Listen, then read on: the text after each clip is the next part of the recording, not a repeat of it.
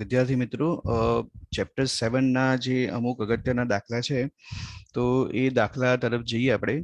7.2 નંબરનો જે ન્યુમેરિકલ્સ છે એને જુઓ. એમાં શું દર્શાવેલું છે કે HCl અણુમાં બે પરમાણુઓના ન્યુક્લિયસો વચ્ચેનું અંતર એ લગભગ 1.27 એંગસ્ટ્રોમ આપેલું છે અને 1 એંગસ્ટ્રોમ બરાબર 10⁻10 મીટર થાય. એટલે અહીંયા આપણે લઈ લઈએ છીએ હાઇડ્રોજન પરમાણુ, આ તમે લઈ લો ક્લોરીન પરમાણુ, અને એ બંને વચ્ચેનું જે અંતર છે એને આપણે 1.27 એંગસ્ટ્રોમથી દર્શાવીએ છીએ. એનું અંતર આપેલું છે. હવે એવું કીધેલું છે કે ક્લોરીન અણુ એ હાઇડ્રોજન અણુ એટલે હાઇડ્રોજન પરમાણુથી લગભગ 35.5 ગણો દળદાર છે. એટલે એવું દર્શાવી શકાય કે હાઇડ્રોજન જે આપેલું છે એનું દળ એને આપણે m1 તરીકે દર્શાવીએ, એના બરાબર m લઈએ. અને જે ક્લોરીન પરમાણુ છે એનું જે દળ છે એ હાઇડ્રોજનના પરમાણુથી કેટલા ગણું વધારે છે? 35.5 ગણું વધારે છે, એટલે એને 35.5 m તરીકે દર્શાવી શકાય. હવે આ અણુનું લગભગ તમામ દળ તેના ન્યુક્લિયસમાં કેન્દ્રિત છે. તો તમારે દ્રવ્યમાન કેન્દ્ર એટલે સેન્ટર ઓફ માસ એનું સ્થાન છે તમારે શોધવાનું છે. તો આપણે આ જે હાઇડ્રોજન અને ક્લોરીન જે તમને પરમાણુ આપવામાં આવેલા છે અહીંયા, તો એક લાઈન તમે આ રીતના દોરી દો અને આપણે એવું ધારી લઈએ છીએ કે દાખલા તરીકે અહીંયા વચ્ચે એક કેન્દ્રમાં બિંદુ એટલે કે એક ઉગમ બિંદુ બનાવી દો. હાઇડ્રોજન જે તમારી પાસે પરમાણુ આપેલો છે એનાથી દાખલા તરીકે x જેટલા અંતરે આપણે એનું દ્રવ્યમાન કેન્દ્ર લઈએ. તો જો હાઇડ્રોજનથી ક્લોરીન સુધીનું અંતર 1.27 એંગસ્ટ્રોમ હોય, હાઇડ્રોજનથી અહીંયા જે ઉગમ બિંદુ છે એનું અંતર આપણે x લઈએ, તો આટલું જે અંતર હશે કેટલું થશે? 1.27 - x થાય. તો એને અનુલક્ષીને આપણે R1 નું જે મૂલ્ય છે એ લઈ લઈએ છીએ -x, કારણ કે ઉગમ બિંદુથી ડાબી બાજુ લીધેલું છે આપણે. અને R2 બરાબર થશે 1.27 - x. હવે દ્રવ્યમાન કેન્દ્ર શોધવાનું છે. આ વચ્ચે જે આપવામાં આવેલું છે એને આપણે દ્રવ્યમાન કેન્દ્ર તરીકે લઈએ, RCM તરીકે. તેના બરાબર આપણે 0 લઈશું ઉગમ બિંદુ તરીકે. તો RCM બરાબર m1 R1 plus m2 R2 એના છેદમાં m1 પ્લસ m2. તો m1 ની તમે કિંમત મૂકી શકો, એ કેટલી છે? m. R1 ની કિંમત તમને આપેલી છે એ થશે -x પ્લસ m2. m2 કેટલા આપેલા છે? 35.5 m, અને R2 છે 1.27 - x, અને એ આખાના છેદમાં તમારી પાસે આવશે m1 વત્તા m2. અને RCM નું મૂલ્ય તો તમને ખબર જ છે, એ છે તમારી પાસે 0. તો અહીંયા નીચે જે તમારી પાસે m1 પ્લસ m2 આપેલા છે એને તમે આની સાથે ગુણાકારમાં લઈ લો, બરાબર. તો એ 0 થઈ જશે, એટલે 0 ગુણ્યા તમારી પાસે આવશે m1, પછી અહીંયા plus m2 is equal two અહીંયા જે ઉપર આપેલું છે એને -mx દર્શાવી શકો, પછી વત્તા બ્રેકેટની અંદર 35.5 m એનો તમારે 1.27 સાથે ગુણાકાર કરવાનો છે. એટલે આ જે પદ આપવામાં આવેલું છે એ આની સાથે ગુણાકારમાં જાય અને એ આ પદ સાથે પણ ગુણાકારમાં જશે, બરાબર. તો અહીંયા આવશે -35.5 mx, આવું દર્શાવી શકો તમે. તો આગળ તમે જો એનું કેલ્ક્યુલેશન કરો તો કઈ રીતના થશે એ કેલ્ક્યુલેશન? આગળનું જે કેલ્ક્યુલેશન છે એ કેવી રીતના પોસિબલ થાય? ઇઝ ઇક્વલ ટુ ડાબી બાજુનું પદ 0 બરાબર -mx, પછી વત્તા હવે તમે 35.5 m ગુણ્યા તમારે 1.27 કરવાનું છે, અને એ જ્યારે તમે કેલ્ક્યુલેશન કરો તો એપ્રોક્સિમેટલી 45.085 જેવો કંઈક આન્સર આવે. એટલે અહીંયા આવશે 45.085 શું થશે? m minus. હવે આ પાછળનું જે પદ આપવામાં આવેલું છે એ તો એઝ ઇટ ઇઝ જ રહેશે, એ આવશે 35.5 mx. હવે આ જે બંને પદ આપવામાં આવેલા છે ને એને તમે ડાબી બાજુ લઈ લો, આ પદોને. તો શું આવશે તમારી પાસે? એ પ્લસ થઈ જશે mx, પછી પ્લસ 35.5 mx બરાબર 45.085 m થાય. હવે 35.5 mx અને અહીંયા mx છે, mx ની આગળ કશું નથી એટલે 1 લખાય, એટલે 1 વત્તા 35.5 કરો એટલે કેટલા કહેવાય? 36.5 mx બરાબર 45.085 એમ થાય. બંને બાજુથી એમ કટ થઈ જશે તો એક્સ ને સૂત્ર કરતા બનાવો તો 45.085 એના છેદમાં 36.5 અને જો આને તમે સોલ્વ કરો તો તમારી પાસે એક્સ નું જે મૂલ્ય છે એ એપ્રોક્સિમેટલી 1.235 સમથિંગ આવે છે. તો એને અનુલક્ષીને એક્સ ઇઝ ઇક્વલ ટુ 1.24 તમે એંગસ્ટ્રોમ લખી શકો અથવા તો એક્સ બરાબર 1.24 ઇન્ટુ 10⁻⁻10 મીટર, એટલે આ રીતે પણ તમે દર્શાવી શકો. ઓકે, 7.4 નંબર જુઓ. દર્શાવો કે સદીશો એ અને બી થી બનેલ ત્રિકોણનું ક્ષેત્રફળ એ a ક્રોસ બી ના મૂલ્યથી કેવું હોય છે? અડધું હોય છે. તો એના માટે આપણે અહીંયા બે સદીશો ઉગમ બિંદુમાંથી બનાવી દઈએ. આને ઉગમ બિંદુ તરીકે લઈ શકો. આમાંથી એક સદીશ જે છે એ આપણે અહીંયા બનાવીએ છીએ એ તરીકે અહીંયા, અને એ સદીશ નામ આપી દો ઓ થી બી, અથવા તમે કોઈ પણ નામ નિર્દેશન કરી શકો, પી ક્યુ આર એસ ગમે તે. અને બીજો આપણે એક સદીશ આ રીતે બનાવી દઈએ છીએ અહીંયા, જેને તમે બી સદીશ નામ આપી દો. બરાબર. અને અહીંયાથી ભૂમિતિની રચના માટે આપણે થોડુંક એને સરળ બનાવીએ, કારણ કે ત્રિકોણની વાત કરવામાં આવેલી છે તમને. અહીંયા વચ્ચે બિંદુ જે આપવામાં આવેલું છે એને આપણે સી બિંદુ પસંદ કરી દઈએ છીએ. તો તમે જોઈ શકો અહીંયા આકૃતિમાં કે ઓ એ સદીશ જે આપવામાં આવેલું છે એના બરાબર થશે બી સદીશ. એ જ રીતે અહીંયા આપણે કોઈ પણ બિંદુ લઈ શકો છો, એને કેપિટલ એ લઈ લો. તો અહીંયા સોરી, અહીંયા ઓ બી સદીશ આવશે. અહીંયા ઓ બી સદીશ બરાબર અહીંયા થશે એ સદીશ. પછી અહીંયા એ બિંદુ લઈ લો તો અહીંયા આવશે ઓ એ સદીશ બરાબર અહીંયા બી સદીશ. અને આ એસી જે આપવામાં આવેલું છે એ ઊંચાઈ છે, જેને એચ તરીકે દર્શાવી શકાય, એટલે એસી બરાબર થાય એચ. સૌપ્રથમ આની અંદર આપણે જે ક્ષેત્રફળ છે એ a ક્રોસ બી ના મૂલ્યથી અડધું શોધવું હોય તો એના માટે આપણે ક્ષેત્રફળની પહેલા ચર્ચા કરીએ.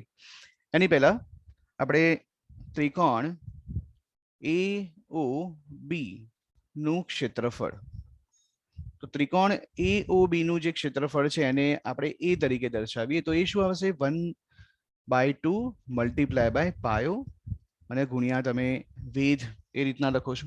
બરાબર. તો અહીંયા આવશે 1/2 પાયો તમે લઈ શકો અહીંયા એ પ્રમાણે, અને વેધ તમે એ પ્રમાણે લઈ શકો. તો ઓબી પછી ગુણ્યા એસી તરીકે ગમે તે તમે એનો ક્રમ ચેન્જ કરી શકો. 1/2 ઓબી નું મૂલ્ય તમે એ દર્શાવો, અને જે તમારી પાસે એસી આપવામાં આવેલું છે એને તમે એચ તરીકે દર્શાવી શકો. તો તમારી પાસે એ બરાબર 1/2 પછી અહીંયા એ અને એચ, આ જે સમીકરણ આવ્યું એને તમે સમીકરણ નંબર 1 આપી શકો. હવે અહીંયા તમારી પાસે જે ત્રિકોણ આપેલો છે એમાંથી થીટા આધારિત તમે જો કાટકોણ ત્રિકોણ લો, એટલે કે એ ઓ અને સી એની વાત કરીએ તો એની અંદર sign theta is equal two એનું મૂલ્ય છે એ તમે શોધી શકો. તો સાઇન થીટાનું તમે મૂલ્ય શોધો તો શું આવશે તમારી પાસે? અહીંયા એસી ડિવાઇડેડ બાય ઓબી. બરાબર. અહીંયા થશે તમારી પાસે સામેની બાજુ અને એના છેદમાં તમે કર્ણ. તો sine theta is equal to AC, AC નું મૂલ્ય તમને આપવામાં આવેલું છે એચ, એના છેદમાં ઓબી એ કેટલું છે? બી. તો એચ ઇઝ ઇક્વલ ટુ શું થશે? બી સાઇન થીટા. અહીંયા તમારી પાસે આ એચ આવ્યું. હવે આ એચ ની જે કિંમત છે એને સમીકરણ નંબર 2 તરીકે દર્શાવીએ. હવે સમીકરણ 2 ની કિંમત સમીકરણ 1 માં મૂકતા તો એમાં શું આવશે? a is equal to 1/2 a b sine theta. હવે એ બી સાઇન થીટા હોય, સાઇન થીટા હોય એટલે ક્રોસ પ્રોડક્ટ આવે. તો અહીંયા a ઇઝ ઇક્વલ ટુ 1/2 કઈ રીતના દર્શાવી શકો તમે? અને અહીંયા એને મૂલ્યના સ્વરૂપમાં દર્શાવી દઉં છું, કારણ કે એ ધન વેલ્યુ છે એટલા માટે. એટલે અહીંયા લખાય a cross b. A cross b એટલા માટે લખેલું છે કારણ કે અહીંયા મૂલ્ય છે તમારું સાઇન થીટાનું છે. 7.9 નંબરનો ક્વેશ્ચન જુઓ. એક કારનું દળ આપેલું છે 1800 kg. તો અહીંયા આપણે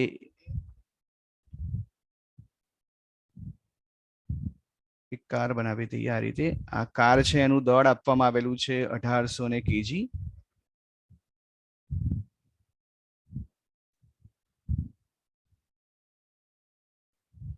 એટલે આપણે લઈ શકીએ છીએ કે m is equal two 1800 KG એનું દળ આપેલું છે.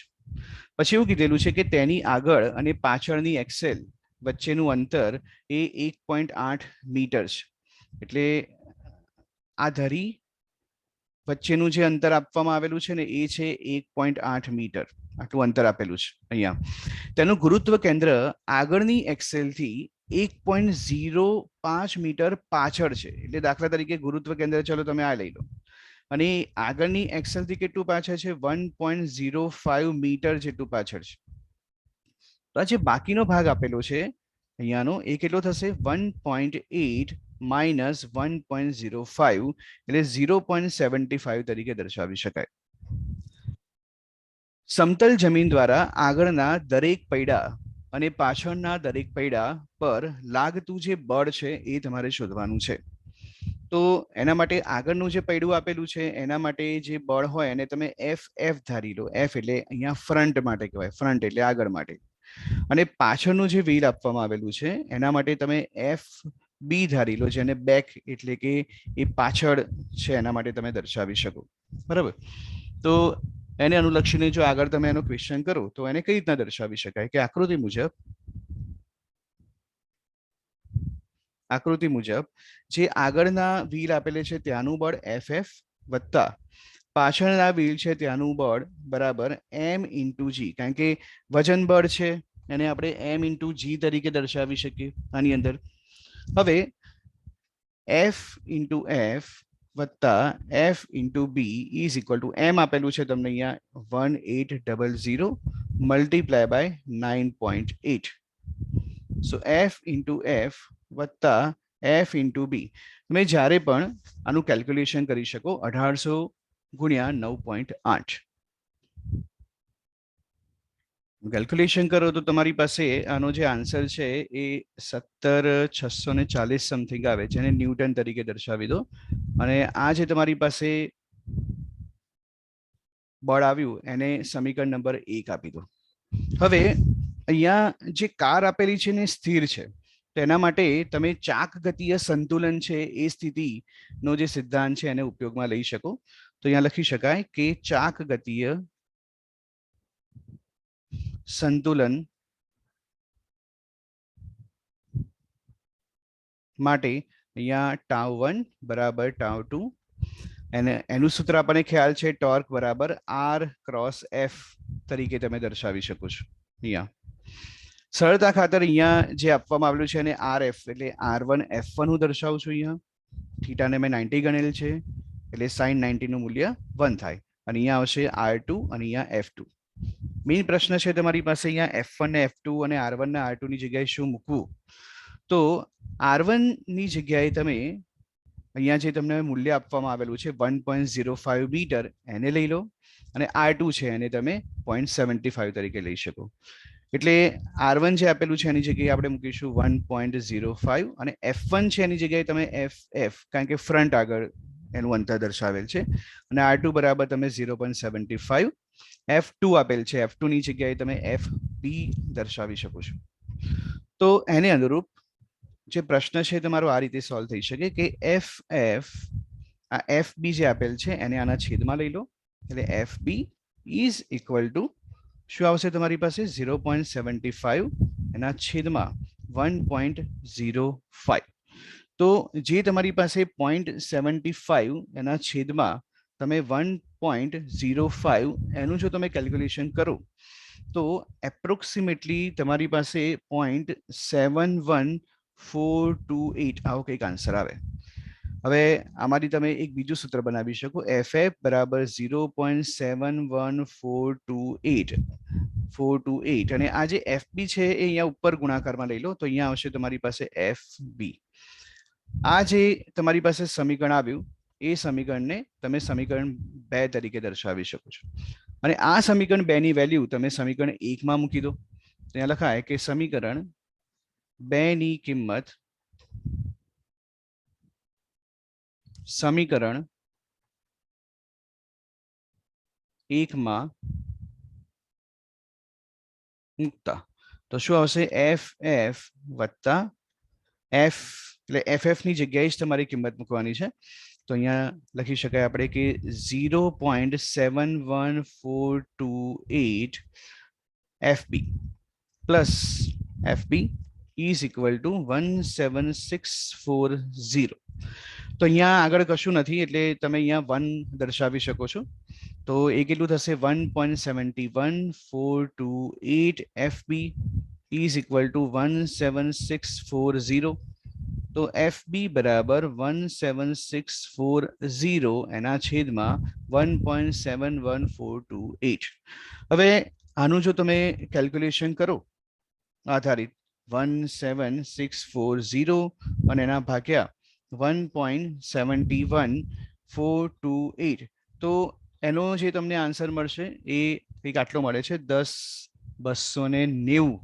ન્યૂટન આસપાસ એટલે તમારી પાસે FB નું જે મૂલ્ય આવેલું છે 10,290 ન્યૂટન જેટલું મૂલ્ય આવ્યું હવે આ જે તમારી પાસે મૂલ્ય આવ્યું FB નું એને તમે સમીકરણ 2 માં મૂકી શકો બરાબર એટલે આ મૂલ્ય જે છે એ સમીકરણ 2 માં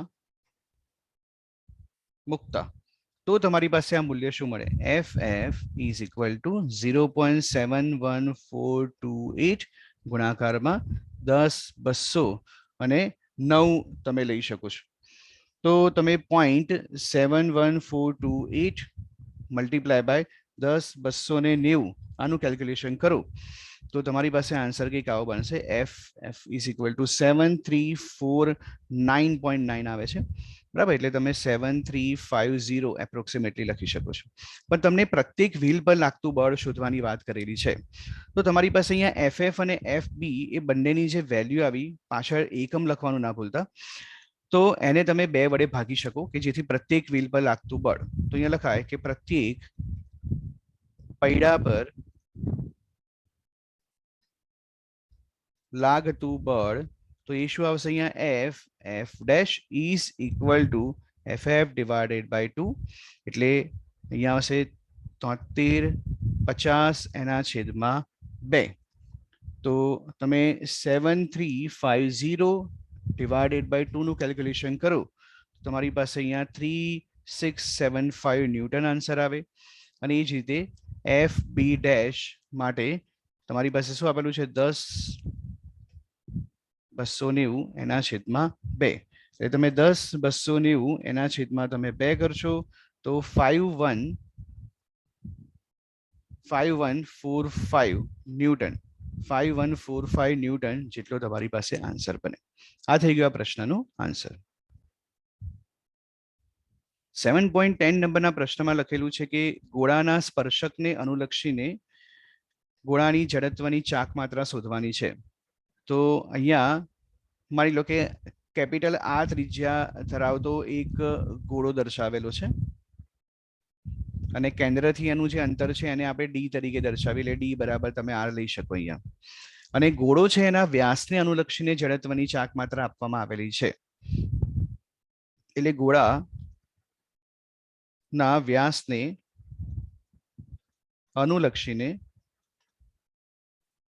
અનુલક્ષીને જડત્વની ચાક માત્રા એ આપવામાં આવેલી છે અને IC બરાબર 2/5 mr² એ આપેલી છે તો એના સ્પર્શકને અનુલક્ષીને તમને જડત્વની ચાક માત્રા પૂછેલી છે આ દ્રવ્યમાન કેન્દ્રમાંથી તમે એક એની લાઈન બનાવી શકો અને સ્પર્શક એટલે તમે આ રીતે બનાવી શકો છો સ્પર્શક તમે જોઈ શકો કે અહીંયા બંને જે અક્ષ આપવામાં આવેલી છે એકબીજાને સમાંતર છે તો તમે સમાંતર અક્ષ પ્રમેયનો ઉપયોગ કરી શકો તો અહીંયા લખી શકાય કે સમાંતર અક્ષના પ્રમેય અનુસાર I is equal to IC plus MD નો વર્ગ આ સૂત્રનો ઉપયોગ થાય તો I બરાબર IC આપેલું છે તમને 2/5 mr² પછી પ્લસ M હવે અહીંયા જોઈ શકો તમે આકૃતિમાં કે D ની જગ્યાએ તમારે R મૂકવાનું છે એટલે સીધો R² થાય આ 5 આની સાથે ગુણાકારમાં જાય તો 2/5 mr² પછી પ્લસ એમ આર સ્ક્વેર એટલે આખાના છેદમાં તમારી પાસે અહીંયા 5 આવી જશે. તો 5 + 2 એટલે કેટલા થશે તમારી પાસે 7 એમ આર સ્ક્વેર એના છેદમાં 5. તો આ તમારો પ્રશ્ન છે, એનો આન્સર. સેકન્ડ નંબર જુઓ, બી માં એમ દળ અને આર ત્રિજ્યાની એક તક્તી આપવામાં આવેલી છે અને તેના કોઈ પણ વ્યાસને અનુલક્ષીને જડત્વની ચાક માત્રા એ એમ આર સ્ક્વેર અપોન 4 આપેલી છે. તમારે અહીં તક્તીને લંબ અને તેના ધાર પરના બિંદુમાંથી પસાર થતી અક્ષને અનુલક્ષીને જડત્વની ચાક માત્રા છે એ તમારે આની અંદર શોધવાની છે. બરાબર. તો કેવી રીતે કરી શકો તમે કે તક્તીનો જે વ્યાસને અનુરૂપ તક્તી આવી રીતના દોરી શકો છો તમે.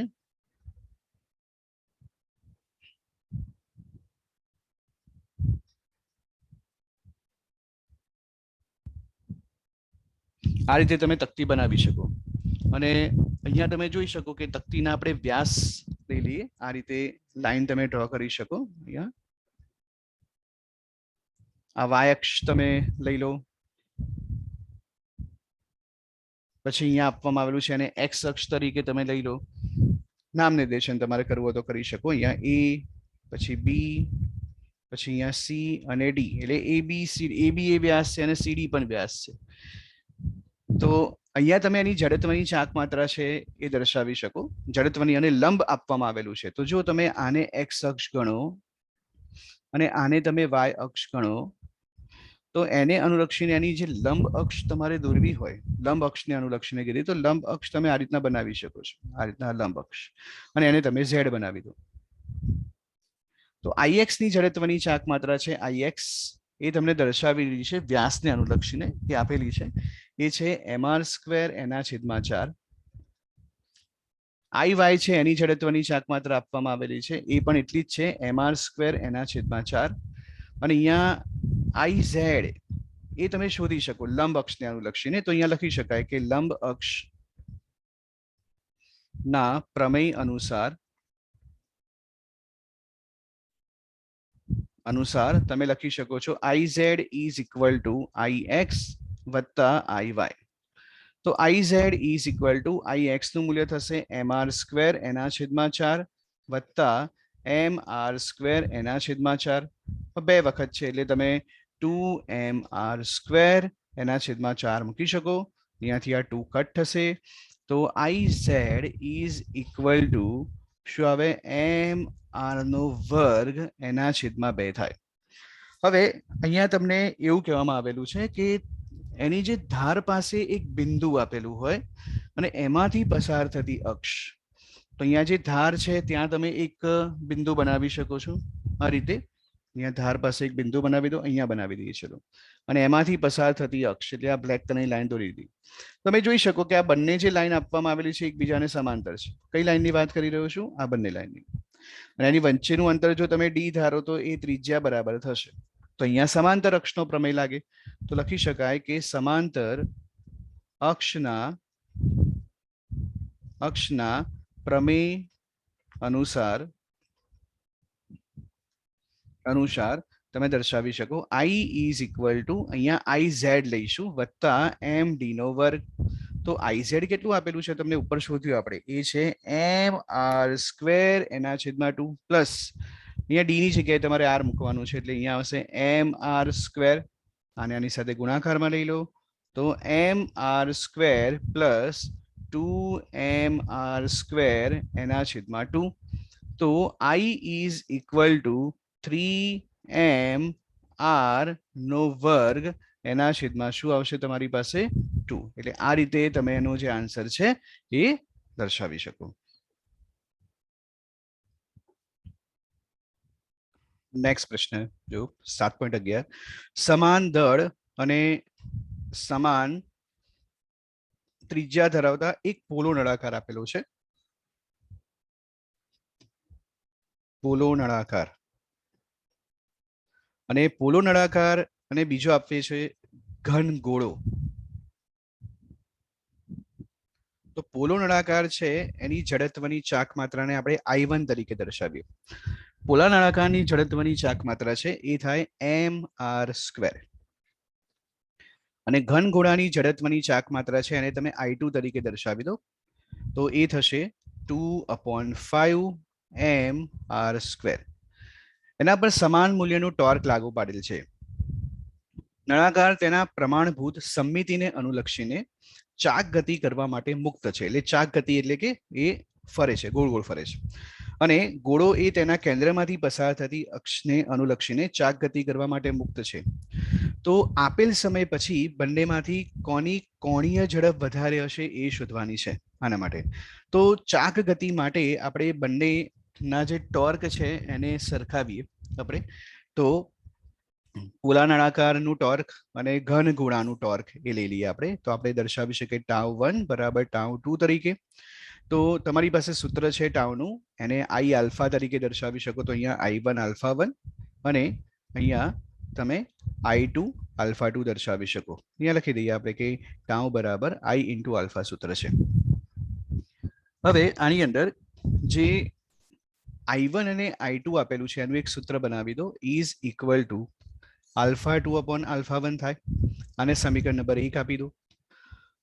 હવે એને અનુલક્ષીને એક સૂત્ર બનાવી શકાય omega is equal to omega 0 plus alpha into T. જેમ આપણે સૂત્ર બનાવતા હતા રેખીય ગતિ માટે v બરાબર v0 પ્લસ એટી તો એના આધારિત જ આ સૂત્ર છે.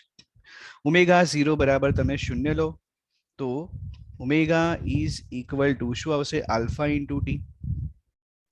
તો alpha is equal to omega એના છેદમાં ટી થાય. આમાંથી બે સૂત્ર બની શકે આલ્ફા 1 બરાબર ઓમેગા 1 અપોન ટી અને alpha 2 is equal to omega 2 upon T. એની કિંમતો મૂકો અહીંયા તો I1 ના છેદમાં I2 is equal to alpha 2 એટલે શું આવશે અહીંયા ઓમેગા 2 એના છેદમાં ટી અને આલ્ફા 1 એટલે ઓમેગા 1 એના છેદમાં ટી. તો ટી ટી કેન્સલ થઈ જશે અહીંયાથી. તો I1 upon I2 is equal to omega 2 upon omega 1. હવે આપણે I1 I2 ની જે ઉપર કિંમત આપેલી છે એને મૂકીએ તો ઓમેગા 2 ડિવાઇડેડ બાય ઓમેગા 1 બરાબર I1 કેટલું છે mr² અને એના છેદમાં શું આવશે 2 upon 5 mr². તો આ mr² અહીંયાથી કેન્સલ થશે, આ 5 અહીંયા ઉપર જાય તો ઓમેગા 2 એના છેદમાં omega 1 is equal to 5 divided by 2. આવો આન્સર આવી શકે. તો તમે એની વેલ્યુ અહીંયા લખી શકો છો કે omega 2 is equal to 5 omega 1 is equal two 2. તો સ્પષ્ટ છે કે ઓમેગા 2 જે છે એ ઓમેગા 1 કરતા વધારે છે અને ઓમેગા 2 એ કોની કોણીય ઝડપ છે ગોળાની. એટલે જે ઘન ઘોડો આપેલો છે આમ ઘન ઘોડાની ઝડપ વધુ હશે. ઘન ઘોડાની જે ઝડપ છે એ વધુ થાય આ સાબિત કર્યું. નેક્સ્ટ પ્રશ્ન જુઓ 7.12 20 કિલોગ્રામ દળ આપેલું છે એટલે એમ આપવામાં આવેલું છે અહીંયા તમને 20 કેજી. નક્કર નળાકાર તેની અક્ષને અનુલક્ષીને એ omega is equal to 100 radian પર સેકન્ડ ની કોણીય ઝડપથી પરિભ્રમણ કરે છે. ત્રિજ્યા આપેલી છે જેને આર દર્શાવો એ છે 0.25 મીટર. આ નળાકારની ચાક ગતિ સાથે સંકળાયેલ ગતિ ઉર્જા અને એનું કોણીય વેગમાન શોધવાનું છે. તો તમને અહીંયા નળાકાર આપવામાં આવેલો છે અને નક્કર નળાકાર લગી તો નક્કર નળાકાર ની જડત્વની ચાક માત્રા જેને I ઇઝ ઇક્વલ ટુ તમે 1/2 mr² તરીકે દર્શાવી શકો. આ બધા સૂત્ર યાદ રાખવા પડશે. તો is equal to 1/2 multiply by M કેટલું છે 20 r. અહીંયા આર કેપિટલ આર પણ લખી શકાય. એ આપેલું છે તમારી પાસે 0.25 નો વર્ગ. તો આનું જો તમે કેલ્ક્યુલેશન કરો તો તમારી પાસે એનો આન્સર એક 0.625 કિલોગ્રામ મીટર સ્ક્વેર જે જડત્વની ચાક માત્રાનો એકમ છે એ મળે. ત્યારબાદ તમારે એની ગતિ ઉર્જા શોધવાની છે. એ ચાક ગતિ ઉર્જા થાય. ચાક ગતિ ઉર્જાનું સૂત્ર k બરાબર 1/2 I ઓમેગા સ્ક્વેર થાય, તો 1/2 I શોધેલું છે 0.625 અને ઓમેગા એ પણ આપેલું છે, એ શું થશે 100 નો વર્ગ. તો કે નું મૂલ્ય તમે શોધો તો 3125 જૂલ જેટલો તમને આન્સર મળે. હવે કોણીય વેગમાનની વાત કરીએ, એ પણ શોધવાનું કીધેલું છે. કોણીય વેગમાન, તો કોણીય વેગમાન ને તમે એલ તરીકે દર્શાવી શકો. એનું સૂત્ર શું આવે? આઈ ઓમેગા. તો એલ બરાબર 0.625 જે આપણે અહીંયા શોધ્યું મલ્ટીપ્લાય બાય ઓમેગા. ઓમેગા આપેલું છે 100, તો L is equal two 62.5 joule into second. તો આ થઈ ગયો તમારી પાસે 7.12 નો આન્સર. 7.13 નંબરનો દાખલો જો. એક બાળક તેના બે હાથ પહોળા કરીને ટર્ન ટેબલ એટલે કે જે ગોળ ગોળ ફરતું ટેબલ હોય એ ના કેન્દ્ર પર ઉભો છે. ટર્ન ટેબલ એ 40 રિવોલ્યુશન પર મિનિટ આપેલું છે, એ કોણીય ઝડપ કહેવાય. તો કોણીય ઝડપને આપણે ઓમેગા તરીકે દર્શાવીએ, એ આપેલી છે 40 રિવોલ્યુશન પર મિનિટ. રિવોલ્યુશન પર મિનિટ જે આપેલું છે એને તમે 40 પરિભ્રમણ એના છેદમાં મિનિટ પણ દર્શાવી શકો, એટલે બંને સેમ જ છે. જો આ બાળક તેના હાથોને પાછા વાળે અને તેનાથી તે તેની જડત્વની ચાક માત્રાનું મૂલ્ય ઘટાડીને પ્રારંભિક જડત્વની ચાક માત્રાના મૂલ્ય 2/5 ગણું કરે, એટલે કેવું દર્શાવી શકાય કે I1 નું મૂલ્ય જો I હોય તો I2 નું જે મૂલ્ય છે એ શું આપેલું છે 2/5 I1 ગણું કરે તો તેની કોણીય ઝડપ કેટલી થાય. એટલે આને ઓમેગા 1 લઈ લો, તો ઓમેગા 2 છે તમારે શોધવાના રહેશે આની અંદર. હવે આની અંદર તમે કોણીય વેગમાન સંરક્ષણ છે એના નિયમનો ઉપયોગ કરી શકો. કોણીય વેગમાન સંરક્ષણ ના નિયમ અનુસાર, નિયમ મુજબ કે નિયમ અનુસાર સૂત્રનો ઉપયોગ કરી શકાય કે L1 બરાબર L2. તો L બરાબર સૂત્ર છે I ઇન્ટુ ઓમેગા. તો અહીંયા દર્શાવાય કે I1 ઓમેગા 1 બરાબર અહીંયા આવશે I2 ઓમેગા 2. તો તમે I1 ના છેદમાં I2 લખો કે I2 ના છેદમાં I1 લખો, તમારે શોધવાનું છે આની અંદર ઓમેગા 2. તો આપણે ઓમેગા 2 ને સૂત્ર કરતા બનાવીએ. ઓમેગા 2 બરાબર I1 એના છેદમાં I2, એટલે I2 જે છે અહીંયાના છેદમાં જતું રહે અને અહીંયા આવશે ઓમેગા 1. તો omega 2 is equal two I1 નું મૂલ્ય એ આપેલું છે તમને I લઈ શકો. I2 નું મૂલ્ય છે 2/5 શું આવશે I1. તો એને અનુરૂપ આ I1 નું મૂલ્ય પણ તમે I જ કન્સિડર કરી શકો, એટલે અહીંયા લખી શકાય કે 2/5 I. કેમ? કારણ કે I1 બરાબર તમને I આપવામાં આવેલા છે, અથવા તો તમે બંને જગ્યાએ I રાખશો તો પણ કોઈ પ્રોબ્લેમ નથી. એટલે અહીંયા તમારે સિમ્પલ I જ દર્શાવવાનું છે. એટલે આ I અને I કેન્સલ થઈ જશે, આ 5 છે ઉપર જતા રહે. તો અને અહીંયા ગુણાકારમાં ઓમેગા 1 છે, ઓમેગા 1 કેટલું છે તમારી પાસે 40, એટલે શું આવશે અહીંયા 5/2 પછી ગુણ્યા 40. તો શું મળશે તમને અહીંયા 20. એટલે omega 2 is equal to 100 revolution પર મિનિટ. આ ઓમેગા 2 નો આન્સર આપણે શોધીએ. એટલે આ તમારો એ ભાગ છે ક્લિયર થયો. અહીંયા બી ભાગમાં એવું આપેલું છે કે દર્શાવો કે બાળકના પરિભ્રમણની નવી ગતિ ઉર્જા તેની જે પ્રારંભિક ગતિ ઉર્જા હોય એના કરતા વધારે છે. તો આની અંદર ચાક ગતિય ઉર્જાનું સૂત્ર છે એનો ઉપયોગ કરવો પડે. તો ચાક ગતિ ઉર્જા એનું સૂત્ર છે K is equal to 1/2 I omega નો વર્ગ. તો આપણે K1 K2 ના સૂત્ર બનાવીએ. K1 બરાબર શું આવશે 1/2 I1 ઓમેગા 1 નો વર્ગ અને K2 બરાબર 1/2 I2 ઓમેગા 2 નો વર્ગ.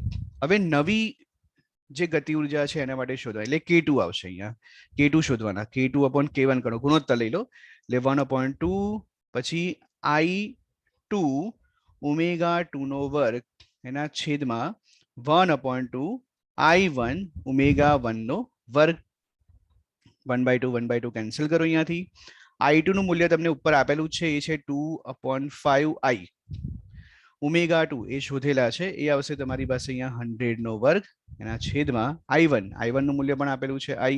ω1 આપેલા છે 40 નો વર્ગ અને સોલ્વ કરો. અહીંયાથી i કેન્સલ થશે તો આને સોલ્વ કરતા તમારી પાસે k2 એના છેદમાં k1 is equal two approximately આનો આન્સર 5/2 થશે. એટલે કેટલા કહેવાય? 2/5 કહેવાય. એટલે k2 બરાબર 2.5 k1. આ જે નવી ગતિ ઉર્જા જે છે એ આપણે અહીંયા શોધી. 7.14 નંબરનો પ્રશ્ન જો. 3 kg દળ આપેલું છે એટલે દળને આપણે m તરીકે દર્શાવીએ. એ આપવામાં આવેલું છે તમને 3 kg અને 40 સેન્ટીમીટર ત્રિજ્યા આપવામાં આવેલી છે. એટલે r બરાબર દર્શાવી શકાય 40 સેન્ટીમીટર એટલે 0.4 મીટર કહેવાય. એક પોલો નળાકાર આપેલો છે તમને, પોલો નળાકાર, અને પોલો નળાકાર ના ફરતે એક અવગણ્ય દળનું એક દોરડું વીંટાળેલ છે. આ રીતે લઈ શકો. આવો એક પોલો નળાકાર આપવામાં આવેલો છે અને આ જે પોલો નળાકાર છે એના ફરતે આપણે દોરડું વીંટાળી દઈએ. આ રીતે દોરડું વીંટાળેલું છે.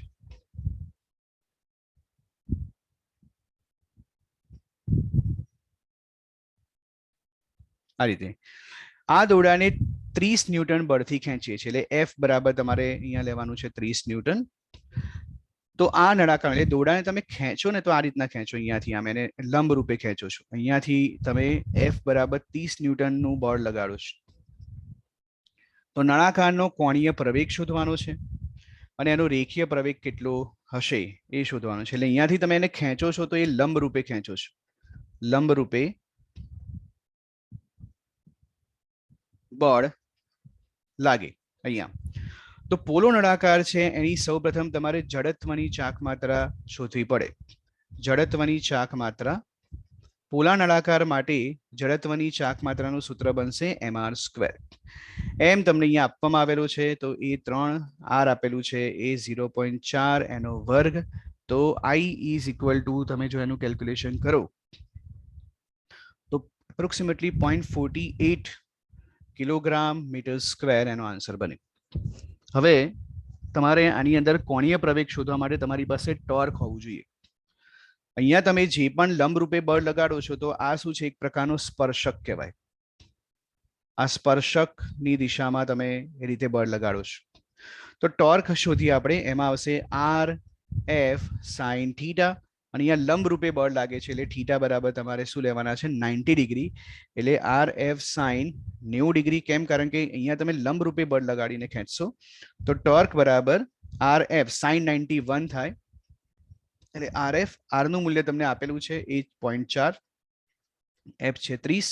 એટલે ટોર્ક તમારી પાસે અહીંયા 12 એટલે 12 ન્યૂટન ઇન્ટુ મીટર એનો આન્સર થાય. હવે આમાંથી તમે આલ્ફા શોધી શકો એટલે કે કોણીય પ્રવેગ. આ સૂત્ર છે torque is equal to i alpha. તો alpha is equal to torque એના છેદમાં i. ટોર્કનું મૂલ્ય આવ્યું તમારી પાસે 12 અને એના છેદમાં જડત્વની ચાક માત્રા 0.48. તો આ કેલ્ક્યુલેશન કરતા તમારી પાસે જે આલ્ફાનું મૂલ્ય છે એ 25 રેડિયન પ્રતિ સેકન્ડ સ્ક્વેર મળે. હવે તમારે શોધવાનું છે, આ આવી ગયું તમારી પાસે કોણીય પ્રવેગ. હવે રેખીય પ્રવેગ શોધીએ. રેખીય પ્રવેગ, રેખીય પ્રવેગની અંદર તમે આ સૂત્રનો ઉપયોગ કરી શકો છો. આ સૂત્ર છે તમારી પાસે a બરાબર અંડરરૂટની અંદર at નો વર્ગ વત્તા ar નો વર્ગ. આને સ્પર્શીય ઘટક કહેવાય અને આને કહેવામાં આવે છે ત્રિજ્યાવર્તી. પણ અહીંયા મેં દર્શાવેલું છે કે તમે એને સ્પર્શકની દિશામાં ખેંચો છો એટલે સ્પર્શીય ઘટકનો જ ઉપયોગ થાય. એટલે a બરાબર અંડરરૂટમાં 80 બાર આવશે એટલે એને સિમ્પલ 80 તરીકે દર્શાવાય અને એનું સૂત્ર ઓલરેડી છે તમારી પાસે r ઇન્ટુ આલ્ફા. તો r નું મૂલ્ય છે તમારી પાસે 0.4, આલ્ફાનું મૂલ્ય તમારી પાસે શોધ્યું એ આવશે 25. તો a બરાબર 10 મીટર પ્રતિ સેકન્ડ સ્ક્વેર આ આન્સર બને. 7.15 નંબરનો પ્રશ્ન જુઓ. એક રોટરને 200 રેડિયન પ્રતિ સેકન્ડ એટલે ઓમેગા આપેલું છે 200 રેડિયન પ્રતિ સેકન્ડ એક સમાન કોણીય ઝડપથી જાળવવા માટે એન્જિન 180 ન્યૂટન મીટર ટોર્ક પ્રસ્થાપિત કરવું પડે. એટલે ટોર્ક આપેલું છે 180 ન્યૂટન ઇન્ટુ મીટર. આ માટે કેટલા પાવર આવશ્યક છે? તો પાવરનું સૂત્ર P બરાબર ટાઉ ઇન્ટુ ઓમેગા. તો ટાઉ આપેલું છે 180 ગુણ્યા 200. કેલ્ક્યુલેશન કરતા એનો આન્સર તમને 36,000 વોટ મળે. અને આ રીતે પણ દર્શાવી શકાય 36 ગુણ્યા 10⁻³ વોટ. તો એને પાવર P બરાબર 36 કિલોવોટ પણ લખાય, કારણ કે 1 કિલોવોટ બરાબર 10⁻³ વોટ લખાય. તમારા ત્રણેય આન્સર સાચા છે. ત્રણમાંથી કોઈ પણ તમે આન્સર લખો તો એના તમને માર્ક્સ મળશે. 7.16 નંબરનો પ્રશ્ન જો એક સારો પ્રશ્ન છે, જેને એક અગત્યના પ્રશ્ન તરીકે રજૂ કરી શકાય. આ ત્રિજ્યાની એક સમાન તકતી આપેલી છે. લઈ લઈએ આપણે કે આ આર ત્રિજ્યાની તમારી પાસે એક સમાન તકતી છે. આર ત્રિજ્યા એની તકતી આપેલી છે, અને આ જે તકતી આપવામાં આવેલી છે એમાંથી r/2 ત્રિજ્યાના ગોળાકાર છિદ્રને કાપી લેવામાં આવે છે. એટલે અહીંયા આપણે એક્સ અક્ષ બનાવી દઈએ, આ બનાવી દઈએ છીએ આપણે અહીંયા વાય અક્ષ, અને r/2 ત્રિજ્યાના એક ગોળાને કાપી લઈએ. એટલે આટલો જે ભાગ છે r/2 ત્રિજ્યાનો એને કાપી લઈએ છીએ આપણે. આ થશે r/2 બન્યા. આ છિદ્રનું કેન્દ્ર મૂળ ડિસ્કના કેન્દ્રથી r/2 અંતરે છે. એટલે આટલું અંતર જે આપવામાં આવેલું છે મૂળ કેન્દ્રથી આ અંતર એ r/2 છે, જેને આપણે r1 ધારી લઈએ છીએ. r1 = r/2 ધારી લઈએ આપણે. તો પરિણામી સપાટ પદાર્થનું ગુરુત્વ કેન્દ્ર શોધવાનું છે. હવે આખી જે તકતીનું દળ છે, તકતીનું દળ એને તમે કેપિટલ M લો. જે ભાગ તમે કાપી લો છો, આ ભાગ કાપેલો ભાગ છે તમારો, બરાબર, છિદ્રને. તો જે કાપેલ ભાગ છે એનું દળ આપણે દર્શાવી દઈએ છીએ m1 વડે, અને જે બાકી રહેલ ભાગ હોય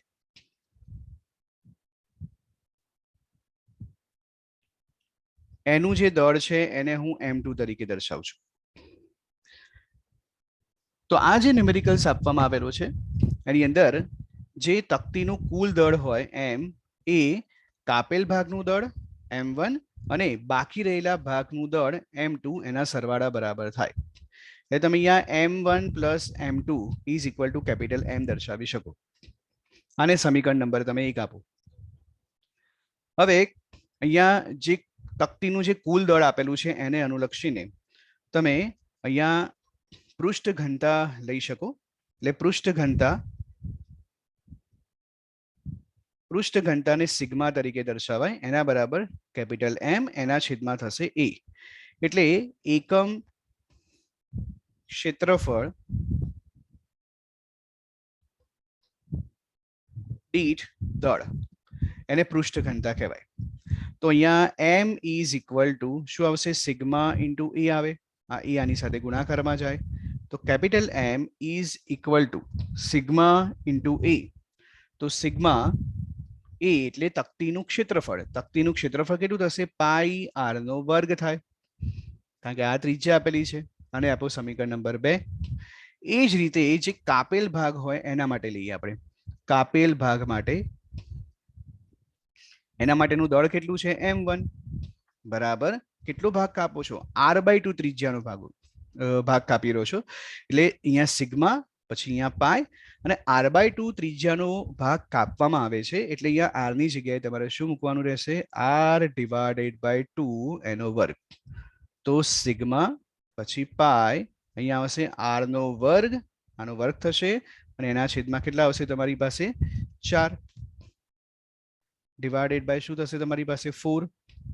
હવે અહીંયા ઉપર જોઈ શકો કે તમારી પાસે M ની જે કિંમત છે આપેલી છે, બરાબર. જો અહીંયા આ કેપિટલ એમ ની કિંમત તમને અહીંયા આપેલી જ છે સિગ્મા પાઈ આર સ્ક્વેર. તો આ જે સિગ્મા પાઈ આર સ્ક્વેર આપેલું છે એની જગ્યાએ તમે શું મૂકશો? Capital M. તો કેપિટલ એમ ડિવાઇડેડ બાય 4. તો m1 is equal to capital M divided by 4 થાય. હવે તમે સમીકરણ 1 જે આપેલું છે એની પર નજર નાખી શકો. સમીકરણ 1 જુઓ, એમાં છે m બરાબર m1 વત્તા m2.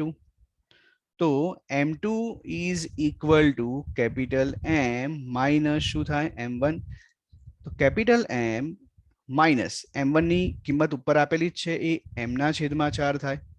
આ 4 આની સાથે ગુણાકારમાં જાય તો શું આવે? 4m માઇનસ m એના છેદમાં 4. તો 3m ડિવાઇડેડ બાય શું આવશે તમારી પાસે? 4. તો એને અનુરૂપ તમારી પાસે જે m1 ની કિંમત આવી એ શું આવી? 3m divided by 4. હવે તમને અહીંયા એનું ગુરુત્વ કેન્દ્ર શોધવાનું છે. તો r1 નું મૂલ્ય તો આપણે ધાર્યું. r1 નું મૂલ્ય તમને ઓલરેડી આપવામાં આવેલું છે, એ તમે જોઈ શકો છો. r1 નું મૂલ્ય કેટલું આપેલું છે અહીંયા? r1 is equal two r/2. તો અહીંયા તમારી પાસે r1 is equal two r/2 તો છે જ. તો આપણે r2 નું મૂલ્ય શોધવાનું છે તમારે. તો એને આપણે x અક્ષ પર કાપેલી છે ને તકતી, તો આપણે x0 ધારી લઈએ. હવે બધી કિંમત મૂકી શકો છો તમે. દ્રવ્યમાન કેન્દ્ર માટેનું જે સૂત્ર છે, તો દ્રવ્યમાન કેન્દ્ર એમાં RCM, જેને આપણે ઉગમ બિંદુ તરીકે ગણીશું, એટલે અહીંયા RCM બરાબર આપણે લખીશું 0. તો is equal two m1 r1 plus m2 r2 એના છેદમાં શું આવશે? m1 plus m2. m1 ની કિંમત આપેલી છે કેટલી થાય? 3m divided by 4. પછી r1 ની કિંમત કેટલી છે? r divided by 2 plus m2 આપેલું છે તમને કેટલું છે જોઈ શકો છો તમે. m2 ની કિંમત કેટલી આપેલી છે તમને? એક જ મિનિટ, આપણે અહીંયા m2 ની કિંમત આવશે 3m/4. આપણે લખવામાં કંઈક ભૂલ થઈ ગઈ. આ આપણે m2 ની કિંમત શોધી. m1 ની કિંમત તો ઉપર છે જ. m1 ની કિંમત કેટલી આવશે? m divided by 4. પછી r1 એ કેટલા થશે? r divided by 2 plus m2 કેટલું થાય? 3m/4.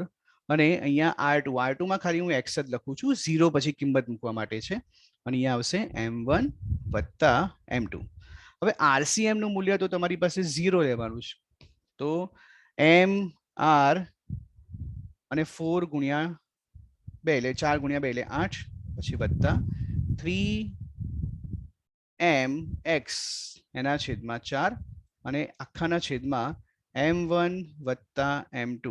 હવે m1 વત્તા m2 આની સાથે ગુણાકારમાં જાય તો માટે mr એના છેદમાં 8 એટલે અહીંયા સીધું 0 જ આવી જશે, પ્લસ 3mx ડિવાઇડેડ બાય 4.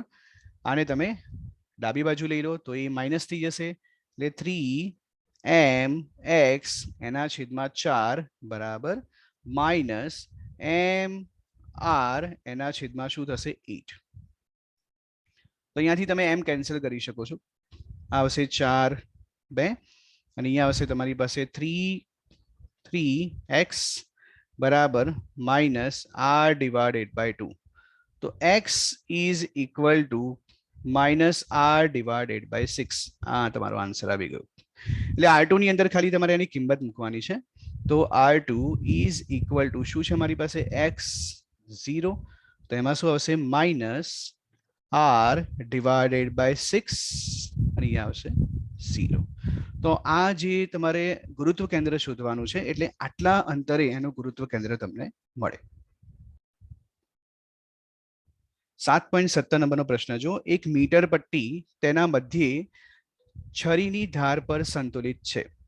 તો આ પ્રમાણેની એક મીટર પટ્ટી આપેલી હોય જે 100 સેન્ટીમીટરની લંબાઈની હોય. આ મીટર પટ્ટી આપેલી છે.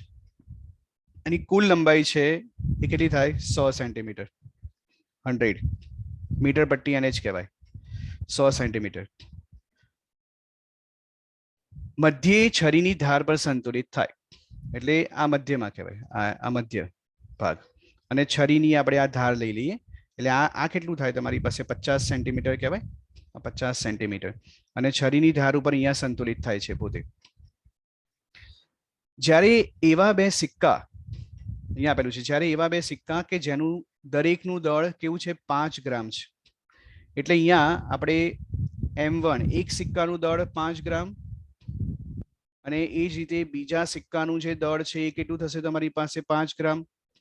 તો અહીંયા કુલ દળ M is equal to M1 વત્તા M2 એટલે M is equal to 10 ગ્રામ દર્શાવી શકાય. તેમને 12 સેન્ટીમીટરના નિશાન પર એકબીજાની ઉપર મૂકવામાં આવે છે, એટલે એમાં કુળ દળનો ઉલ્લેખ થશે. એટલે અહીંયાથી 12 સેન્ટીમીટરના અંતરે તમે એ સિક્કાને મૂકો છો, એટલે આ આટલો જે ભાગ છે એ તમે લઈ લો. અહીંયા 12 સેન્ટીમીટર, 12 સેન્ટીમીટરના અંતરે આપણે સિક્કાને એકના ઉપર એક સિક્કો મૂક્યો, એટલે આ એક સિક્કો મૂક્યો અને એની પહેલે એક સિક્કાની ઉપર બીજો સિક્કો મૂકેલો છે 12 સેન્ટીમીટરના અંતરે. આટલું 12 સેન્ટીમીટરનું અંતર લઈ લઈએ આપણે. ત્યારબાદ દર્શાવેલું છે આ પટ્ટી 45 સેન્ટીમીટર પર સંતુલિત થાય છે. એટલે જ્યારે સિક્કાઓ તમે 12 સેન્ટીમીટર પર મૂકો તો માની લો કે એ અહીંયાથી 45 સેન્ટીમીટરે સંતુલિત થાય આ રીતે. એટલે આની જે ચપ્પાની ધાર આપેલી હતી ને એ થોડીક બદલાય, અહીંયા સંતુલિત થાય છે. અને આ જે અંતર આપવામાં આવેલું છે એને તમે દર્શાવી શકો છો 45 સેન્ટીમીટરે સંતુલિત થાય છે આખું, અહીંયાથી 45 સેન્ટીમીટર. તો તમે ક્લિયરલી જોઈ શકો કે અહીંયાથી આટલું જે અંતર આપવામાં આવેલું છે ને એ તમારી પાસે 12 છે. પછી અહીંયાથી આખું અંતર જે આપેલું છે, જે નવું સંતુલન આવ્યું એ 45. તો આ બાકીનું જે અહીંયાથી એનું અંતર હોય એ તમે કેટલું લખી શકો, 45 માઇનસ 12 લખાય. અને અહીંયા જુઓ તમારી પાસે આ 45 સુધી છે અહીંયાનું, અને આ છે તમારી પાસે 50. તો તમે અહીંયા શું લખી શકો, અહીંયા લખી શકાય 50 માઇનસ 45, એટલે અહીંયા આવશે તમારી પાસે 5. તો આ મીટર પટ્ટીનું દળ શોધવાનું છે. તો એના માટે તમે ચાક ગતીય સંતુલનનો જે સિદ્ધાંત છે એ આની અંદર વાપરી શકો. તો એના માટે આપણે લખી શકીએ અહીંયા τ1 બરાબર τ2, અને અહીંયા લખાય R1 F1 બરાબર અહીંયા દર્શાવી શકો છો તમે R2 F2. R1 નું જે મૂલ્ય છે તમે દર્શાવી શકો છો અહીંયા ક્લિયરલી છે, એ 45 માઇનસ 12. R2 નું મૂલ્ય દર્શાવી શકો 50 માઇનસ 45, એટલે R1 બરાબર આવશે અહીંયા 45 માઇનસ 12. કારણ કે જે બાકીનું અંતર છે એ તમે લેશો તો જ તમને એનું દળ મળી શકશે. F1 એટલે એ વજન બળ અધો દિશામાં હોય તો એને mg તરીકે દર્શાવાય. R2 કેટલા આવશે 50 માઇનસ 45 એટલે 5. F2 ને તમે લઈ લો m dash into g. Calculation કરીએ તો આનો આન્સર શું મળે, 45 માઇનસ 12 એટલે 33. પછી અહીંયા આવશે m, પછી g બરાબર 5 m ડેશ g. બંને બાજુથી તમે જોઈ શકો કે g કેન્સલ થશે, તો 33 અને ગુણ્યા m કુલ દળ 10, અને અહીંયા આવશે 5 m ડેશ. તો m dash is equal two 330 એના છેદમાં 5. તો m dash is equal two કેટલા આવશે 66 ગ્રામ. એટલે જે મીટર પટ્ટી આપવામાં આવેલી છે એનું જે દળ હોય એ કેટલું થશે 66 ગ્રામ તમને મળે. નેક્સ્ટ પ્રશ્ન જો 7.18. એક ઘન ગોળો આપેલો છે, એ ઘન ગોળો એક જ ઊંચાઈના અલગ અલગ નમન કોણ ધરાવતા બે ઢળતા સમતલ પરથી ગબડે છે. જોઈ શકો આકૃતિ દર્શાવેલી છે, બે અલગ અલગ નમન કોણ એટલે ખૂણાના મૂલ્ય અલગ અલગ કહેવાય. અને ગોળાને એક જ ગોળાને વારાફરતી આપણે અહીંયા ઉપરથી આને ગબડાવીએ આ રીતે, બરાબર. આ રીતે ગબડીને આવે એટલે કે સરક્યા વિના ગબડે છે. અને અહીંયા સેમ આને તમે 2 અને આને 1 નંબર તરીકે દર્શાવી દો. હવે શું પૂછેલું છે આની અંદર, શું તે દરેક કિસ્સામાં સમાન ઝડપ સાથે નીચે પહોંચશે? પહેલા પ્રશ્ન તમને એવો પૂછવામાં આવેલો છે. તો જોઈએ અહીંયા ક્લિયરલી તમને ખબર પડે છે કે θ1 નું જે મૂલ્ય આપેલું છે એ θ2 કરતા વધારે દેખાઈ રહ્યું છે. આકૃતિમાં તમે નજર નાખો હવે એના માટે તમારે વેગનું સૂત્રનો ઉપયોગ કરવો પડે. ઢાળ પરથી સરક્યા વિના ગબડતા પદાર્થ માટે વેગનું સૂત્ર છે, એનું મૂલ્ય આપણને ખબર છે. અંડર રૂટની અંદર 2gh એના આખાના છેદમાં આ સૂત્ર છે આર સ્ક્વેર પછી વત્તા કે સ્ક્વેર એના આખાના છેદમાં આર સ્ક્વેર, આવું સૂત્ર છે. હવે ગોળો આપવામાં આવેલો છે. ગોળા માટે ચક્રાવર્તન ત્રિજ્યા એનું જે મૂલ્ય હોય એને કે તરીકે દર્શાવે. ચક્રાવર્તન ત્રિજ્યા કે સ્ક્વેર તરીકે દર્શાવી શકો છો તમે, બરાબર. તો એ થશે 2/5 આર સ્ક્વેર. એટલે આ કે સ્ક્વેર ની જે કિંમત છે ને તમારે અહીંયા મૂકી દેવાની છે. આ જે તમને સૂત્ર આપેલું છે આની અંદર, તો v બરાબર અંડર રૂટ ની અંદર 2gh પછી આર સ્ક્વેર પછી વત્તા કે સ્ક્વેર ની કિંમત મૂકો એટલે શું થાય 2/5 આર સ્ક્વેર અને એ આખાના છેદમાં શું મળશે તમને આર સ્ક્વેર. સાદુરૂપ આપીએ આપણે આનું, તો શું મળે તમને 2gh એના છેદમાં આ 5 અહીંયા ઉપર સાથે ગુણાકારમાં જાય એટલે 5 આર સ્ક્વેર વત્તા 2 આર સ્ક્વેર એના છેદમાં 5, આ રીતે દર્શાવાય. અને આર સ્ક્વેર જે છે એને એના છેદમાં, એટલે તમે આ રીતના લખી શકો છો. આનું સાદુરૂપ તમે આપો તો v is equal to under રૂટની અંદર 2gh એના છેદમાં 5 r square plus 2 r square, એનું તમે સાદુરૂપ આપો તો 7 આર સ્ક્વેર અને શું થશે એના છેદમાં 5 અને પાછા એના છેદમાં તમને આર સ્ક્વેર આપવામાં આવેલા છે અહીંયા આર સ્ક્વેર. તો આને તમે સોલ્વ કરો તો 2gh એના છેદમાં 7 આર સ્ક્વેર ગુણાકારમાં આખું વ્યસ્ત થઈ જશે આર સ્ક્વેર અને શું આવશે એના છેદમાં તમારી પાસે 5, આ રીતે દર્શાવી શકાય. તમારે એને એક જ મિનિટ જસ્ટ વેઇટ, આપણે થોડું જોઈએ કેલ્ક્યુલેશનમાં. ઓકે, અહીંયા આ જે નીચેનું આખું જે પદ આપવામાં આવેલું છે એને આખું ઉપાડીને ઉપર મૂકી દઉં છું તો એ થોડુંક સરળ રહેશે. આખું પદ અહીંયા તો એ શું આવશે 5 આર સ્ક્વેર, આખું પદ મેં ઉપર મૂકેલું છે. તો તમે જોઈ શકો કે અહીંયા આ 5/r² વાળું જે પદ છે એ આખું તમે અહીંયા ઉપર મૂકી શકો છો, એને શિફ્ટ કરી શકો એ પ્રમાણે. જસ્ટ વેઇટ, ફરીથી હું લખી દઉં, અહીંયા દર્શાવી દઉં. અથવા તો તમે એને આ રીતે પણ કરી શકો. થોડુંક આપણે એને અલગ વેમાં લઈએ, એ થોડું ઈઝી પડશે તમને કેલ્ક્યુલેશન વાઇઝ. આ જે સૂત્ર આપેલું છે એ સૂત્રને થોડુંક આ રીતે તમે દર્શાવી શકો, એ કેલ્ક્યુલેશન થોડું ઈઝી રહેશે. v બરાબર અંડર રૂટમાં 2gh અને અહીંયા નીચે બ્રેકેટની અંદર તમે 1 + k² મૂકી દો. આ થોડું ઈઝી રહેશે, સરળ. પેલામાં કેલ્ક્યુલેશન થોડુંક લોંગ થઈ જશે. તો અહીંયા 2gh એના છેદમાં 1 હવે k² આપેલું છે તમને 2 એના છેદમાં 5 અને અહીંયા r² અને અહીંયા તમારી પાસે સીધા r² આવી જશે, એટલે આ સીધું કટ થઈ જશે. તો v is equal to under રૂટની અંદર 2gh એના છેદમાં આ 5 પછી વત્તા અહીંયા શું આવશે તમારી પાસે 2, બરાબર. એટલે 5 × 2 એટલે 7 થઈ જશે તમારી પાસે, અને એના છેદમાં 5 તો આવે જ, એટલે અંડર રૂટની અંદર આ 5 અહીંયા ઉપર જતા રહેશે એટલે કેટલા થાય 10gh અને એના છેદમાં શું આવે 7. તો આ જે પદ આપેલું છે એ પદની અંદર ક્યાંય તમારી પાસે ઢાળ એટલે કે ખૂણા દર્શાવતું પદ નથી આવતું. એટલે વેગના આ સૂત્રમાં થીટાનું પદ આવતું નથી, બરાબર. થીટાનું પદ આવતું નથી. તો એવું કહેવાય કે ગોળાને સમાન વેગ મળશે, એટલે બંને ઢાળ પરથી આવતા ગોળાને સમાન વેગ મળશે. આથી બંને ઢાળ પરથી આવતા ગોળાને સમાન વેગ મળશે, બરાબર. આ એનો આન્સર થયો. સેકન્ડ નંબરનો પ્રશ્ન જે છે તમે જોઈ શકો, શું એક સમતલ કરતા બીજા સમતલ પર એ વધારે સમય લે, એવું પૂછવામાં આવેલું છે. એક સમતલ અને બીજા સમતલની તુલના કરવામાં આવેલી છે. તો એના માટે તમે સૂત્રનો ઉપયોગ કરી શકો.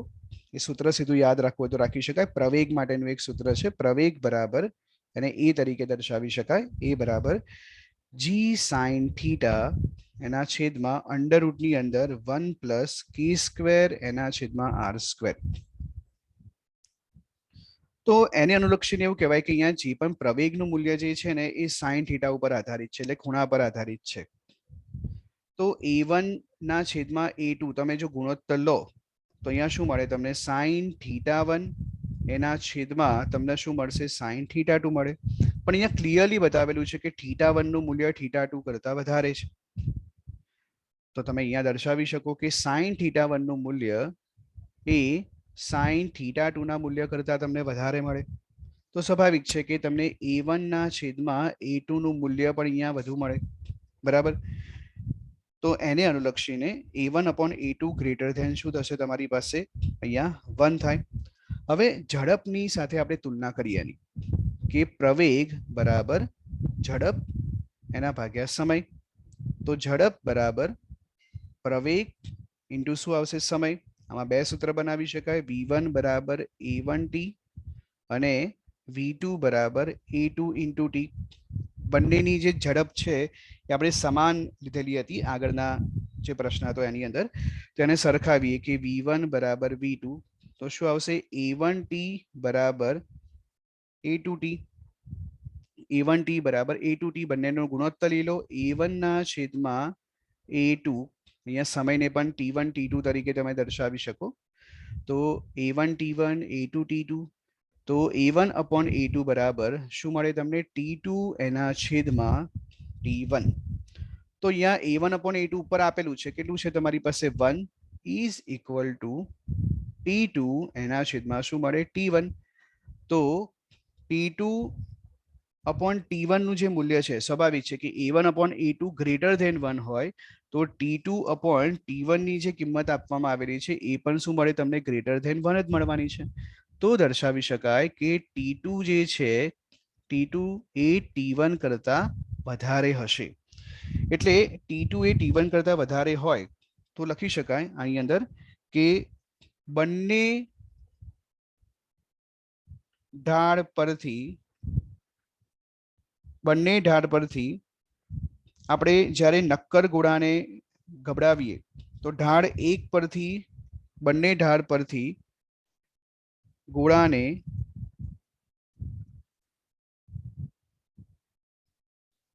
ગબડાવતા ઢાળ 1 પર ઓછો સમય અને ઢાળ 2 પર વધુ સમય લાગે. બરાબર. એની ઉપર વધુ સમય રહે. ત્રીજો જે પ્રશ્ન આપેલો છે એમાં એવું કીધેલું છે જો એમ હોય તો કયા સમતલ પર અને શા માટે? એટલે હા તમારી પાસે પ્રશ્નનો ઉત્તર આપ્યો કે બંનેને ગબડાવતા એટલે ગોળાને ગબડાવીએ બંને ઢાળ પરથી તો 1 પર ઓછો સમય લે અને ઢાળ 2 પર એનો જે સમય હોય એ તમને કેવું મળે છે? વધારે મળે. જો એ પ્રશ્ન સાચો હોય તો તમારે અહીંયા એવું દર્શાવવાનું છે આની અંદર કે બે ઢાળ છે એની અંદર સમય વધારે લે તો કેમ વધારે સમય લેતો હોય? તો સ્વાભાવિક છે એની અંદર કે તમે જોઈ શકો કે એના માટેનું જે અંતર છે થોડુંક વધારે કાપે છે આની અંદર. એટલે લખાય કે અહીંયા જે ઝડપ આપવામાં આવેલી છે v બરાબર અંતર ભાગ્યા સમય. બરાબર. તો સમય બરાબર ડી એના છેદમાં v લખી શકાય. એટલે જે અહીંયા સમય આપવામાં આવેલો છે અહીંયા જે તમારું અંતર છે એના સમપ્રમાણમાં કહેવાય. એટલે જો તમારી પાસે t2 ગ્રેટર ધેન t1 હોય તો તમે અહીંયા d2 ગ્રેટર ધેન d1 દર્શાવી શકો. અને આ d2 જે આપેલા છે એ શાના માટે છે? ઢાળ 2 માટે છે. અને અહીંયા આવશે તમારી પાસે આ છે તમારી પાસે ઢાળ 1 માટે છે આની અંદર. તો એને અનુલક્ષીને કહી શકાય આની અંદર કે ઢાળ 2 માટે વધુ સમય લાગશે.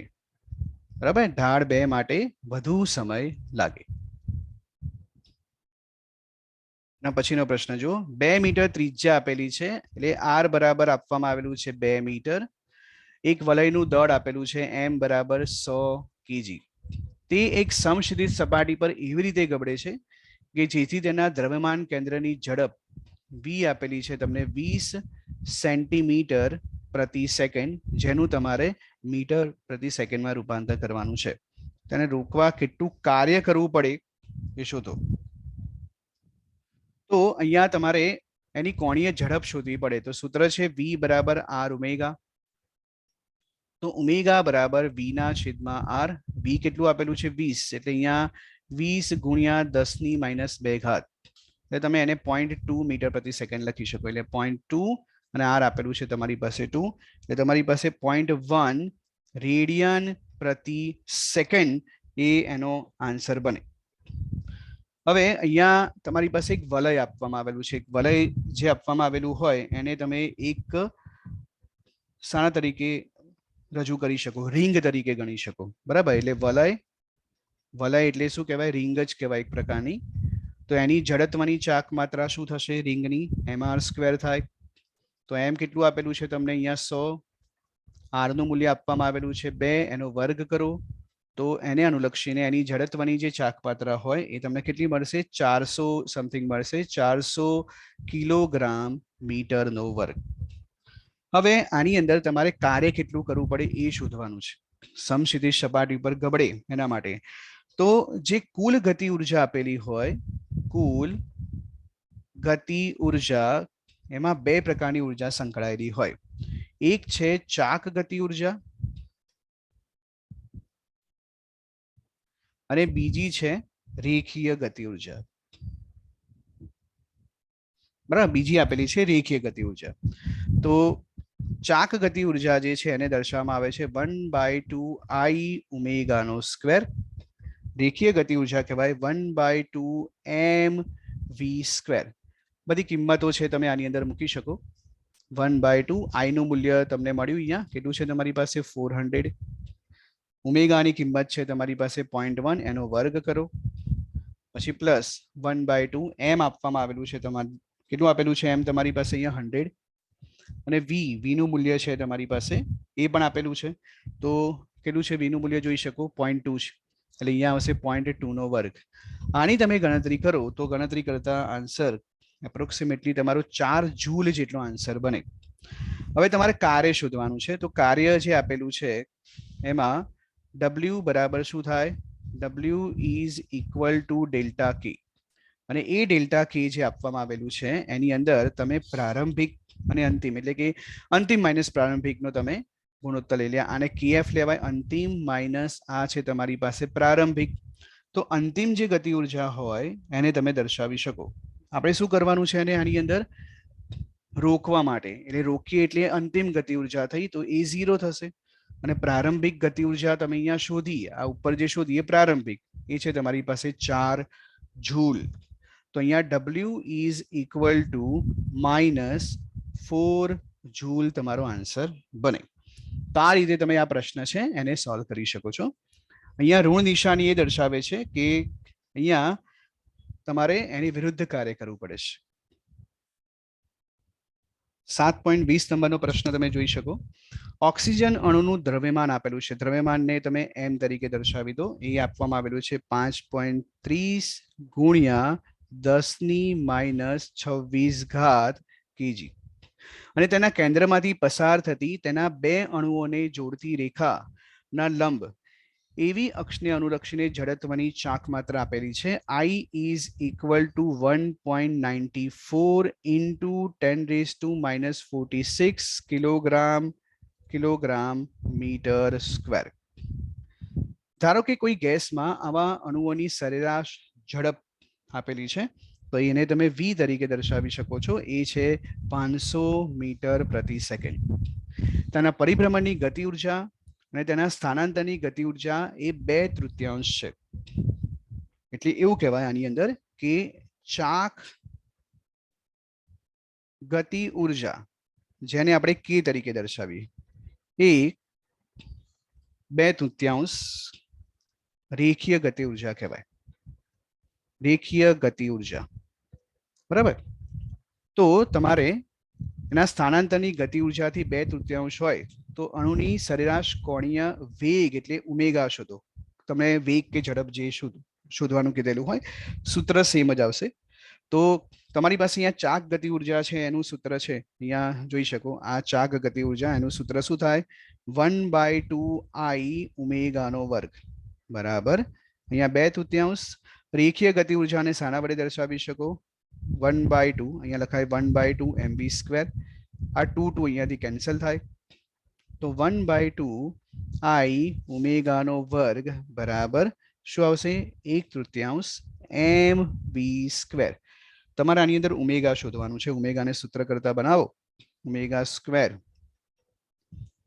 તો શું આવશે અહીંયા 2 ઉપર જતા રહે અહીંયા I નીચે આવે એટલે 2 અહીંયા mv² એના છેદમાં શું આવશે અહીંયા 3 અને પછી અહીંયા I આવે અને આખો જે ભાગ છે એ અંડરરૂટમાં કિંમતો મૂકી આપણે 2 m ની કિંમત કેટલી છે 5.30 ગુણ્યા 10⁻26 ઘાત.